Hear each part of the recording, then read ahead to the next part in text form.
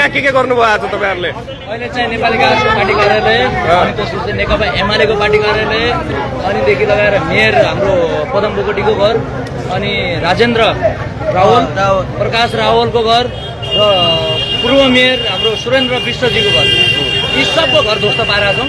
अझै पनि हामी घर खानी खोजी जस्तो बेतकोटका मेयरको घरमा पनि अहिले तपाईँले यो तोडफोड गर्नु भएको होइन?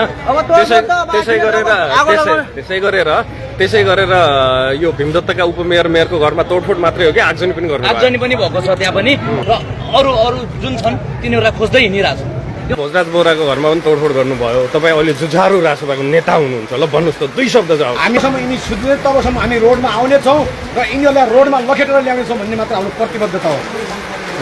त्यसै गरेर कहाँ तोडफोड गर्नुभयो पछिल्लो समयमा? हामीले राजेन्द्र रावल अनि मेयर भीमदत्त मेयर अनि बेतकोट मेयर भीमदत्तका मेयर उपमेयरको घरमा पनि तपाईँहरूले तोडफोड र आगजनी गर्नु भएको छ भन्ने छ, के हो त्यो? सबै मेयर स्थानीय सरकारमा भएका सबैलाई तोडफोड गरेका छौँ।